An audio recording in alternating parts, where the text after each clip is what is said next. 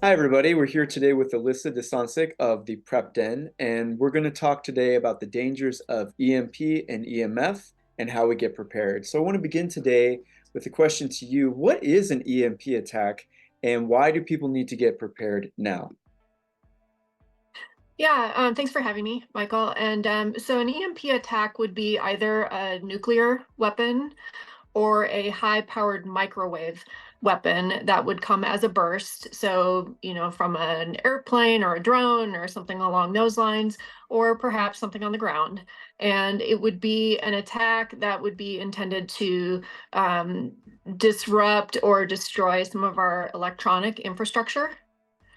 And so that's why I think people need to be prepared, because we have so much of that electronic infrastructure that we depend on in our day-to-day lives.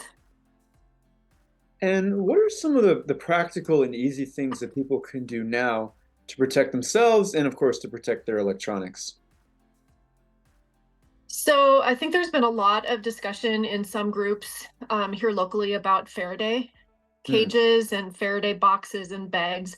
And basically what those would do is allow for you to put your sensitive electronic equipment into one of these containers and seal it so that if there were a pulse or some type of solar flare or something that could disrupt those electronic devices, it would be protected from those things.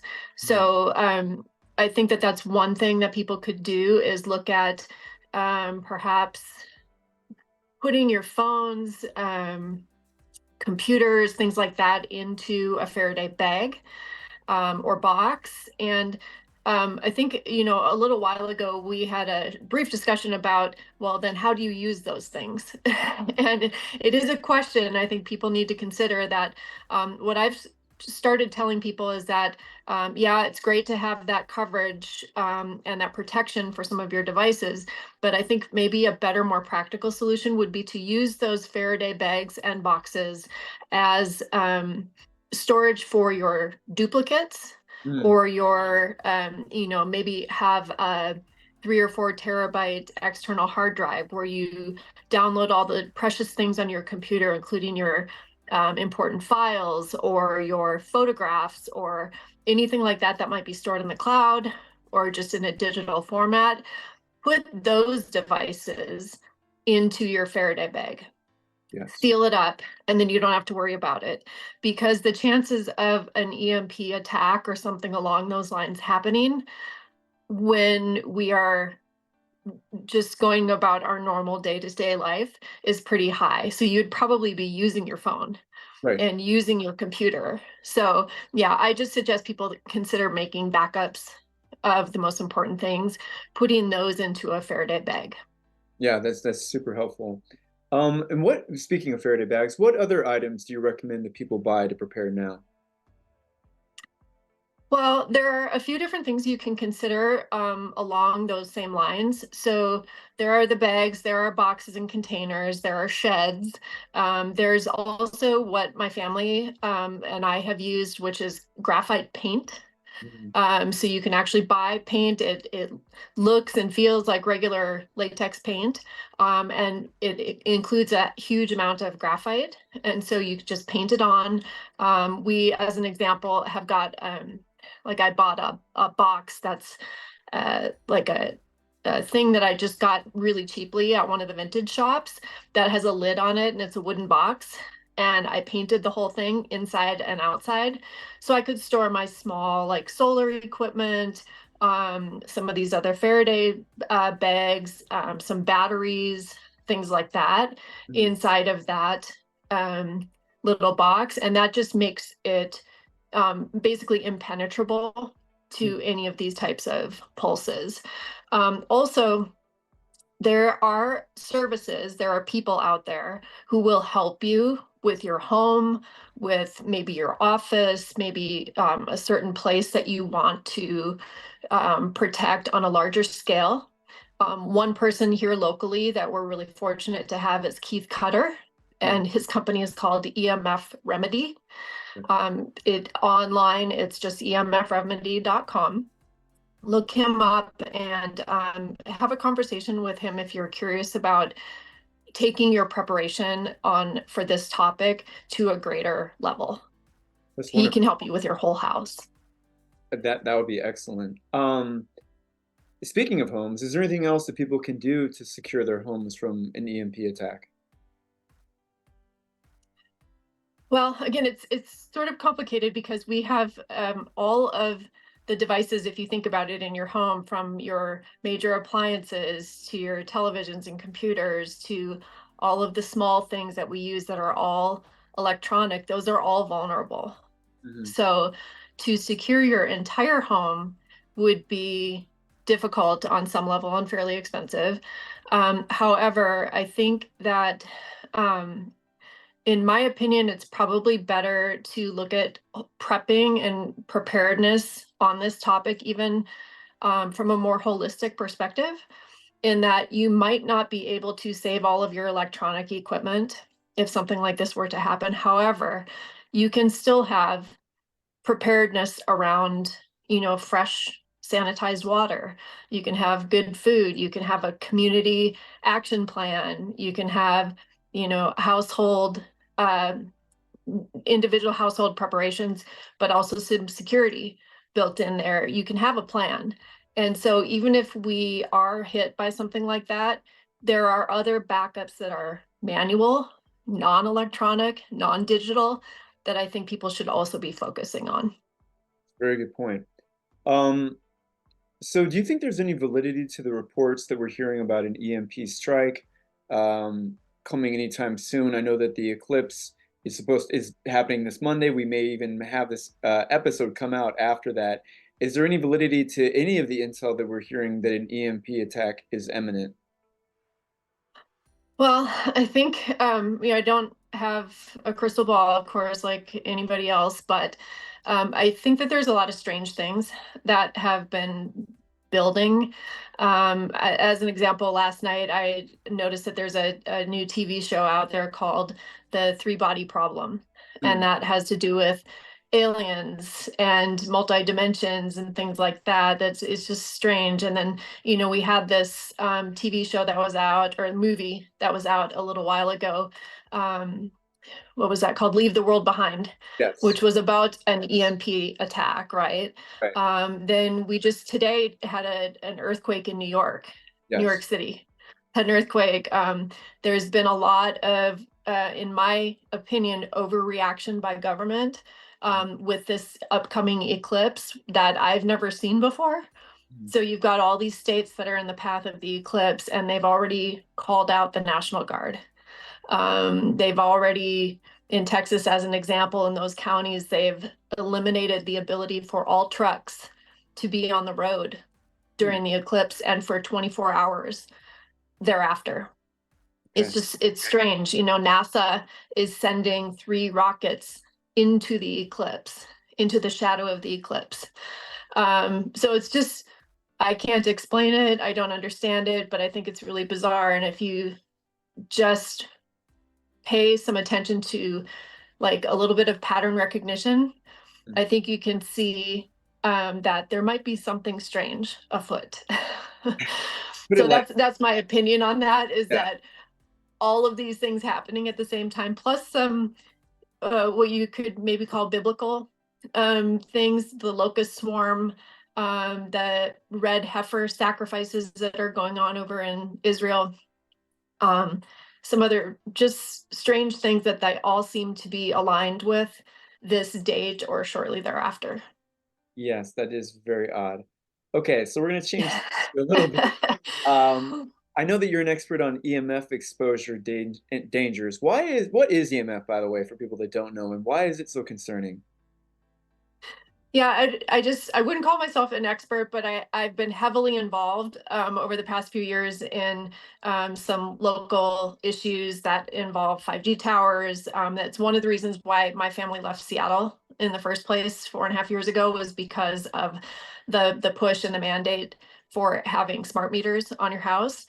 So if you look at sort of high level EMF exposure, and it's related to the topic of 5G.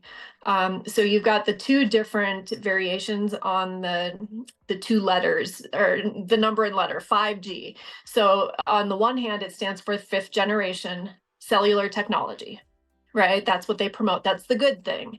That's the faster speeds. That's the lower latency. That's the, easier downloads and all of that stuff. So yay, 5G. But then on the other hand, 5G also stands for 5 gigahertz. Mhm. And so it's a bigger topic than what we can cover here. But basically what happened was the FCC opened up the bands that allow for telecommunications companies to use those frequencies that, as an example, 2G, when cell phones were based on a 2G frequency, that was about 8 different bands. And now we're up at 5G, which is up to 3,000 different bands, which means that these telecommunications companies and these 5G towers and this equipment can be pulsing this microwave radiation out of all of this technology at us in wavelengths and distances that we've never had before. Mhm. So it is microwave radiation. We're surrounded by it. It goes right through us.